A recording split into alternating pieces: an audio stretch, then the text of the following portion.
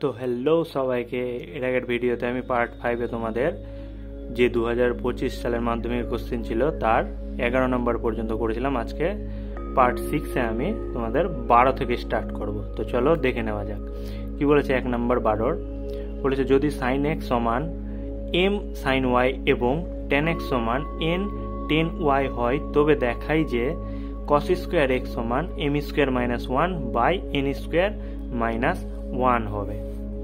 তো ঠিক আছে, আমি লিখলাম আগে sin x সমান m sin y। এবার দেখতে পাচ্ছি m এর সাথে sin y টা গুণ হয়ে আছে, এবার এই সাইডে আসলে সেটা ভাগ হয়ে যাবে, অর্থাৎ sin x by sin y সমান m। ঠিক আছে, আর তারপরে লাইনে কি করেছি, আবার এবার m টাকে নিচে করেছি, তাহলে sin x বাই m। এবার sin y টা ভাগ হয়ে আছে, তাহলে এই সাইডে গেলে উপরে চলে আসবে। এই দুটো ভ্যালু আমার কাজে লাগবে, এই জন্য বের করে রাখলাম। আরেকটা কি সমীকরণ দিয়ে দিয়েছিলাম আমার, tan x সমান n tan y। এবার এখান থেকে আমি tan x মানে লিখেছি, tan মানে কি জানি আমরা, sin x by cos x, তাহলে লিখলাম tan x মানে sin x by cos x সমান n। এবার tan y আছে, tan y মানে কি sin y by cos y। এবার কি করেছি, সাইন গুলোকে একসাথে টানছি, তার মানে এই সাইডে আছে sin x আর এই সাইডে আছে sin y গুণ হয়ে, তাহলে এইটাই এই সাইডে চলে আসলে নিচে চলে আসবে, আর n থাকলো। এবার cos x টা দেখতে পাচ্ছি এই সাইডে ভাগ হয়ে আছে, ওই সাইডে গেলে উপরে চলে গেল cos x, তাহলে cos x by cos y। এবার এই জিনিসটার মানটা sin x by sin y, sin x by sin y, এই যে আমি এখান থেকে বের করে রেখেছি sin x by sin y এর মান কত m, তাহলে ওর জায়গাতে m পুট করে দিয়েছি, ইজ ইকুয়াল টু n আছে n আর cos x by cos y যেরকম ছিল। এবার n টা আছে গুণ হয়ে, তাহলে এই সাইডে আসলো, n টা ভাগ হলো, আর এই সাইডে কি থাকছে আমাদের cos x by cos y, তাহলে cos x কে cos x রেখেছি, কিন্তু cos y মানে আবার কি জানি, root over 1 minus sin square y। কোথায় থেকে, নাকি sin square x sin square y plus cos square y সমান কত 1। তাহলে এই সাইড থেকে যদি cos স্কয়ার y এর মান বের করি, তাহলে কি হয়ে যাবে 1 মাইনাস sin স্কয়ার y। এবার এই সাইড স্কয়ার ছিল, ওই সাইডে গেলে রুট, তাহলে এটাই সেটাই জিনিসটা। এবার বোথ সাইডে আমি কি করলাম, এই লাইনে হোল স্কয়ার করেছে, তাহলে হোল স্কয়ার যদি করি তাহলে m এর স্কয়ার আর n এর স্কয়ার লিখেছি, আর এদিক থেকে cos স্কয়ার লিখেছি, আর এখানে যদি হোল স্কয়ার করি তাহলে রুটটা উঠে যাবে, তাহলে সেটাই করেছি। এবার কোনাগুনি গুণ করেছি, অর্থাৎ m স্কয়ারের সাথে 1 মাইনাস sin স্কয়ার y গুণ, তাহলে কি থাকছে m square minus m square sin square y square সমান এই সাইডে n স্কয়ারের সাথে cos স্কয়ার গুণ, তাহলে লিখলাম n স্কয়ার cos স্কয়ার। তারপরে লাইনে কি করেছি, m স্কয়ারের মাইনাস m স্কয়ার, ওখানে ছিল sin স্কয়ার y, এবার sin স্কয়ার y এর মান আবার আমি এখান থেকে বের করে রেখেছিলাম, এই যে sin স্কয়ার y এর মান, তাহলে এখান থেকে যদি কি হয়ে যাবে sin square x m square, সেটাই এখানে আমি পুট করে দিয়েছি, আর ইজ ইকুয়াল টু দিয়ে n স্কয়ার cos স্কয়ার ছিল। এবার m স্কয়ার লিখলাম, m স্কয়ার এখান থেকে কেটে যাচ্ছে, তাহলে পড়ে থাকছে sin স্কয়ার x, আর এই সাইডে cos n square cos square. এবার m square minus sin square theta sin square x মানে কি 1 মাইনাস cos স্কয়ার x লিখলাম, আর এই সাইডে যেরকম ছিল সেটাই। তারপরে লাইনে m স্কয়ার মাইনাস, এবার ব্র্যাকেটটা তুলছি, তাহলে এবার মাইনাস মাইনাসে হয়ে যাচ্ছে প্লাস cos স্কয়ার x আর n স্কয়ার। এবার cos স্কয়ার এটাকে ডান দিকে টেনেছি, আর তাহলে বাম দিকে পড়ে থাকছে m স্কয়ার মাইনাস 1 সমান n square cos square x, এই সাইডে প্লাস ছিল, ওই সাইডে গেল মাইনাস হয়ে গেল, তাহলে m স্কয়ার মাইনাস 1 সমান এই গোটা লাইন থেকে দেখতে পাচ্ছি cos স্কয়ার x, আবার কমন যাচ্ছে, তাহলে cos স্কয়ার x কমন নিলাম, পড়ে থাকছে এখানে n স্কয়ার আর এখানে 1, তাহলে n স্কয়ার মাইনাস 1।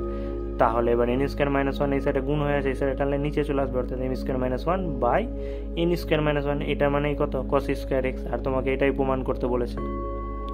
তারপরে নেক্সট 2 নম্বরটা কি বলেছে, যদি tan থিটা সমান 5/7 হলে 5 sin theta plus 7 cos theta by 7 sin theta plus 5 cos theta এর মান নির্ণয় করি। তো কি করব, আগে লিখে নিলাম tan থিটা সমান 5/7। এবার tan থিটা মানে আমরা কি জানি, লম্ব বাই ভূমি, অর্থাৎ লম্ব যদি 5 হয় তাহলে ভূমিটা হবে কত 7, তাহলে একটা সমকোণী ত্রিভুজ লিখে নিলাম, যার লম্বটা হচ্ছে 5 আর ভূমিটা হচ্ছে 7। তাহলে আমি যদি অতিভুজটা বের করব, এবার সমকোণী ত্রিভুজের ক্ষেত্রে আমরা কি জানি, অতিভুজ স্কয়ার সমান লম্ব স্কয়ার প্লাস ভূমি স্কয়ার, অর্থাৎ এদিকে স্কয়ার ছিল, সেটা আসলে রুট হয়ে যায়, অর্থাৎ রুট লম্ব স্কয়ার প্লাস ভূমি স্কয়ার। লম্ব মানে 5 আর ভূমি মানে 7, তাহলে বসিয়েছি, তাহলে 5 এর স্কয়ার 25 আর 7 এর স্কয়ার 49, তাহলে রুট 74, অর্থাৎ অতিভুজের মান কত হয়ে যাচ্ছে আমার, রুট ওভার 74। এবার যেটা আমাকে জানতে চেয়েছে সেটা লিখেছি। এবার সাইন থিটা প্লাস যা ছিল উভয় পক্ষে আমি cos থিটা দিয়ে ভাগ করে দিয়েছি, এই যে নিচেও cos থিটা ভাগ উপরেও cos থিটা ভাগ, তাহলে এই তো cos থিটা কেটে যায়, ঘুরে ফিরে এটাই থাকবে। এবার আমি 5 sine theta by cos theta মানে কি tan theta plus 7 cos theta by cos theta, তাহলে কস থিটা কেটে যেত, তাহলে কি থাকতো 7, নিচেও same 7 sine theta by cos theta অর্থাৎ 7 tan theta plus 5 cos theta by cos theta, এবার কস থিটা কেটে যেত, হয়ে যেত আমাদের 5। এবার টেন থিটার মান জানি অর্থাৎ 5 × 5/7 প্লাস 7, আর এখানেও 7 × টেন থিটার মান 5/7 প্লাস 5, এই যে টেন থিটার মান। এবার এখান থেকে আমি লসাগু করেছি উভয় পক্ষে। এবার উপরে 25 আর 49 যোগ করে 74/7, আর নিচে 35 আর 35 যোগ করে 70/7। এবার 7 কেটে যাচ্ছে, তাহলে 74/70 কাটাকাটি করে অ্যান্সার আসছে আমাদের 37/35। তারপরে নেক্সট 3 নম্বরটা কি বলেছে, একটি বৃত্তের অসমান দৈর্ঘ্যের দুটি চাপের অনুপাত 5:2। চাপ দুটি কেন্দ্রে যে কোণ ধারণ করে আছে তার দ্বিতীয় কোণটির মান 30 ডিগ্রি হলে প্রথম কোণটির বৃত্তীয় মান কত জানতে চেয়েছে। তো আমাকে প্রথম কোণটার বৃত্তীয় মান জানতে চেয়েছে, অর্থাৎ অ্যান্সারটা রেডিয়ান দিয়ে থাকবে, পাই রেডিয়ান দিয়ে থাকবে। তাহলে ধরে নিলাম আমি প্রথম কোণটার ষষ্ঠিক মান হচ্ছে আমার এক্স, আর দ্বিতীয় কোণটার কত 30 ডিগ্রি বলেই দিয়েছে। তাহলে প্রশ্নানুসারে কি অনুপাতটা কি হয়ে যাবে, তাহলে x:30, ওই যে x:30 মানে কি x/30 ডিগ্রি, এটার মান কত বলে দিয়েছে 5/2, তাহলে লিখে দিলাম 5/2। এবার কোনাকুনি গুণ করছি, ঠিক আছে, না হলে x = 30 ডিগ্রি এই সাইডে ভাগ হয়েছিল ওই সাইডে গেলে উপরে, তাহলে 5/2 × 30। এবার কাটাকাটি করে অ্যান্সার এসছে আমার কত 75 ডিগ্রি। এবার ডিগ্রিটাকে তো অ্যান্সার রাখতে বলেনি, আমাকে কি বলেছে বৃত্তীয় মানে অর্থাৎ রেডিয়ানে যেতে, তার মানে আমি কত দিয়ে গুণ করে দিব π/180 দিয়ে গুণ করে দিব, তাহলে অ্যান্সার চলে আসছে 5 পাই রেডিয়ান বাই 12, এটাই হয়ে যাচ্ছে আমার বৃত্তীয় মানটা। তারপরে 13-র 1 নম্বরটা কি বলেছে, মাঠের মাঝখানে দাঁড়িয়ে হাবু একটি উড়ন্ত পাখিকে প্রথমে উত্তর দিকে 30 ডিগ্রি উন্নতি কোণে এবং 2 মিনিট পর দক্ষিণ দিকে 60 ডিগ্রি কোণে দেখতে পেল।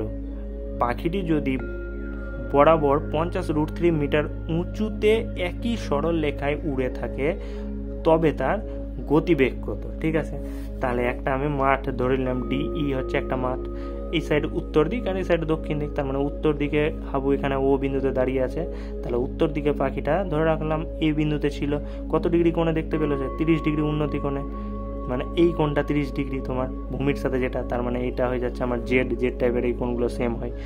আর দক্ষিণ দিকে কত ডিগ্রি কোণে দেখলো নাকি 60 ডিগ্রি কোণে, তাহলে এটা হচ্ছে 60 ডিগ্রি। আর ভূমি থেকে একদম মানে হাবুর যেখানে দাঁড়িয়ে আছে সেখান থেকে একদম সরল রেখা বরাবর যদি যাই সেই হাইটটা আমার কতটা 50√3 মিটার বলে দিয়েছে। তাহলে আমাকে জানতে চেয়েছে এই যে পাখিটা এ বিন্দু থেকে বি বিন্দুতে আসলো তখন তার গতিবেগটা কত হবে। তো ধরে নিলাম ও বিন্দুতে হাবুর অবস্থান আছে, এই যে ও বিন্দুতে, তারপরে এ হলো উত্তর দিকে অবস্থিত পাখির অবস্থান, আর ও বিন্দু থেকে এ বিন্দুর উন্নতি কোণ কত ডিগ্রি 30 ডিগ্রি, এই যে এটা 30 ডিগ্রি। আবার বি হলো দক্ষিণ দিকে অবস্থিত পাখির অবস্থান, আর ও বিন্দু থেকে বি বিন্দুর উন্নতি কোণ কত ডিগ্রি, এইটা 60 ডিগ্রি, অর্থাৎ এই কোণটা 60 ডিগ্রি। আর OC হচ্ছে পাখিটার উচ্চতা, অর্থাৎ ভূমি থেকে কতটা উঁচুতে আছে সেটা বলে দিয়েছে 50√3 মিটার। আর এখান থেকে তাহলে লিখে দিয়েছে আমি কোণ AOD মানে কত 30 ডিগ্রি। আর এর সাথে কে সেম হবে, OAC কোণটা সেম হবে, কারণ এরা কি কোণ জেড মানে হচ্ছে একান্তর কোণ, তাহলে এই কোণটা সেম, তার মানে এই কোণটা আমার 30 ডিগ্রি। সেম ভাবে এদিক থেকে BOE কোণ কত ডিগ্রি 60 ডিগ্রি, তাহলে OBC কোণটাও কত হবে 60 ডিগ্রি, কারণ এরাও একান্তর কোণ, তো লিখলাম। এবার এখান থেকে দেখতে পাচ্ছি দুটো ত্রিভুজ আছে, কি একটা AOC ত্রিভুজ আর একটা BOC ত্রিভুজ। এই দুটো ত্রিভুজ থেকে কাজ করছি। তাহলে প্রথমে AOC ত্রিভুজ থেকে, এই যে AOC ত্রিভুজ, এখান থেকে আমি কি লিখেছি লম্ব বাই ভূমি কত tan থিটা হয়, অর্থাৎ থিটার মান কত 30 ডিগ্রি। এবার লম্ব বলতে আমার কি আছে OC আছে, আর ভূমি বলতে আমার কি আছে ACটা ভূমি আছে, এর মান কত tan 30 ডিগ্রি। তাহলে OC বলতে লম্বটা কত বেরিয়ে গেছে বলে দিয়েছে আমাকে 50 তাহলে বসিয়ে দিলাম বাই AC, আর tan 30 এর মান কত 1/√3। এবার যদি আমি কোনাকুনি গুণ করি তাহলে AC এর মানটা কত হয়ে যাচ্ছে 50√3 এর সাথে √3 গুণ, অর্থাৎ দুটো √3 মানে একটা 3, অর্থাৎ 50 গুণ 3 মানে 150 মিটার। তার মানে এখান থেকে তারপরে এবার BOC ত্রিভুজ থেকে, তারপরে ত্রিভুজ BOC থেকে, এই যে এই BOC থেকে সেম মতো BC এর মানটা বের করবো, আগের ত্রিভুজ থেকে AC এর যেরকম বের করেছিলাম এখানেও BC এর মান। তাহলে এখান থেকে লিখছি লম্ব বাই ভূমি, tan কত ডিগ্রি 60 ডিগ্রি, তার মানে লম্ব বলতে কত ওসিটা, আর ভূমি বলতে কি আছে বিসি tan 60 ডিগ্রি, তার মানে ওসির মানটা আবার 50√3 বাই বিসি, এবার tan 60 মানে √3, তাহলে বিসির মানটা এই যে √3 কেটে যাবে, তাহলে 50, তার মানে এসির দৈর্ঘ্য হলো 150 আর বিসির দৈর্ঘ্য হলো 50, তাহলে টোটাল দৈর্ঘ্যটা কত 150 + 50 মানে 200। তাহলে লিখলাম পাখিটির যাত্রাপথ এ থেকে বিতে গেছে, তার মানে কতটা পথ গেছে 200 মিটার। ঠিক আছে, তারপরে এবার পাখিটার যে এখান থেকে এইখানে গেছে 200 মিটার, এখান থেকে যেতে কতটা টাইম লেগেছে নাকি বলে দিয়েছিলাম আমার কোশ্চেনে, 2 মিনিট টাইম লেগেছিল। ঠিক আছে, তাহলে গতিবেগের আমরা কি ফর্মুলা জানি, মোট যাত্রাপথ বাই টোটাল কতটা সময় লাগলো, তার মানে মোট যাত্রাপথ ছিল 200 মিটার আর বাই টাইম 2 মিনিট, তাহলে কাটাকাটি করলে কত চলে আসে 100 মিটার পার মিনিট, মানে 1 মিনিটে পাখিটা 100 মিটার পথ অতিক্রম করছে। নেক্সট 2 নম্বরটা কি বলেছে, দুটি স্তম্ভের দূরত্ব 150 মিটার, একটির উচ্চতা অন্যটির 3 গুণ, স্তম্ভদ্বয়ের পাদদেশ সংযোগকারী রেখাংশের মধ্যবিন্দু থেকে তাদের শীর্ষের উন্নতি কোণদ্বয় পরস্পর পূরক, পূরক বলতে 90 ডিগ্রি, যোগফল ছোট স্তম্ভটির উচ্চতা। আচ্ছা, দুটো স্তম্ভ আছে, একটা এবি আর একটা ডিসি, তো বলে দিয়েছে তোমাকে একটা স্তম্ভ দুটো স্তম্ভের মধ্যে দূরত্ব নাকি কত 150 মিটার, তার মানে এই বিসি পথটা হয়ে যাচ্ছে 150 মিটার। আর বলেছে একটার উচ্চতা যদি এক্স হয় তাহলে অপরটার উচ্চতা কি হবে নাকি এর 3 গুণ হবে, অর্থাৎ 3x হবে। ঠিক আছে, তাহলে ধরে নিলাম আমি সিডি হলো আমার ক্ষুদ্রতম স্তম্ভ, আর যার দৈর্ঘ্য কত এক্স, তাহলে বৃহত্তম যে স্তম্ভটা ছিল তার দৈর্ঘ্য হয়ে যাচ্ছে 3x। এবার দুটো স্তম্ভের মধ্যে দূরত্ব বিসি, এর মান কত 150। তারপরে লিখেছি বিসি এর মধ্যবিন্দু পি থেকে এ বিন্দুর উন্নতিকোণ, অর্থাৎ এদের মিডিলে কোনো একটা বিন্দু আছে পি, এখান থেকে এ বিন্দুর উন্নতিকোণ ধরে নিলাম আলফা, আর এদিক থেকে ছোট যে স্তম্ভ আছে তার উন্নতিকোণ, অর্থাৎ ডি বিন্দুতে তাকাচ্ছি তার উন্নতিকোণ কত ধরে নিলাম বিটা। এবার বলেছে এই আলফা প্লাস বিটার মানটা নাকি কত হবে 90 ডিগ্রি, অর্থাৎ পূরক হবে। তাহলে এখান থেকে আমি আলফার মানটা বের করে দিচ্ছি 90 - বিটা। যেহেতু পি হচ্ছে বিসি এর মধ্যবিন্দু, তাহলে বিপির দৈর্ঘ্য যা হবে পিসির দৈর্ঘ্য কি হবে সেম হবে, অর্থাৎ পুরোটা যদি 150 হয় তাহলে এইটুকুটা হবে 75, এইটুকুটা হবেও 75 করে। তারপরে এবার দুটো ত্রিভুজ পেয়েছি, একটা এবি পি ত্রিভুজ আর একটা ডিসি পি ত্রিভুজ, দুটো সমকোণী ত্রিভুজ। এই দুটো সমকোণী ত্রিভুজ থেকে এবার কাজ করব। তো প্রথমে আমি এ বি পি ত্রিভুজ থেকে লিখেছি, কি লিখেছি tan আলফা সমান লম্ব বাই ভূমি, তার মানে লম্ব বলতে 3x, এই যে লম্ব, আর ভূমি বলতে কত 75, তাহলে tan আলফা সমান কাটাকাটি করে নিয়েছি, অর্থাৎ x/25। এবার আলফার মানটা আবার এখানে বের করেছি 90 - বিটা, তাহলে বসালাম আলফার জায়গায় 90 - বিটা সমান x/25, তাহলে tan 90 - বিটা মানে কি সূত্র আবার cot বিটা হয়, তাহলে cot বিটা লিখলাম, অর্থাৎ x/25। ঠিক আছে, এইটুকুটা আমার করা থাকলো। এবার আবার নেক্সট এই যে ছোট যে সমকোণী ত্রিভুজ পিসিডি থেকে এখানে tan বিটার মান লিখেছি কি লম্ব বাই ভূমি, লম্ব বলতে x আর ভূমি বলতে কত আছে 75। এবার এখান থেকে tan বিটা মানে যদি x/75 হয় তাহলে tan এর উল্টো কি cot, তার মানে tan এর উল্টো যদি cot হয় তাহলে মানে এটা উল্টে যাবে, অর্থাৎ 75/x। এবার এই cot বিটার মানটা 75/xটা এই যে এখানে cot বিটা যে পেয়েছিলাম সেখানে আমি পুট করে দিয়েছি, অর্থাৎ 75/x সমান কি x/25। এবার কোনাকুনি গুণ করেছি, x এর সাথে x গুণ করে x² আর 75 সাথে 25 গুণ, তাহলে x সমান এদিকে স্কয়ার আছে এই সাইডে গেলে রুট, তাহলে এখান থেকে আমি x এর মানটা কত পেয়ে যাচ্ছি 25√3 মিটার, অর্থাৎ ক্ষুদ্রতম স্তম্ভটির দৈর্ঘ্য কত, তাহলে 25√3 মিটার। কারণ আমার জানতে চেয়েছে ক্ষুদ্রতম দৈর্ঘ্যটা কত হবে, যেটা আমি x ধরেছিলাম, তাহলে x এর মানটা পেয়ে গেলাম, এটাই হয়ে যাচ্ছে আমার অ্যান্সারটা। তো ঠিক আছে, আজকে এটুকুই। নেক্সট আমরা পার্ট 7-এ তোমাদের 14 নম্বর থেকে যেটা পরিমিতির যে পার্টগুলো আছে সেগুলো সলভ করব।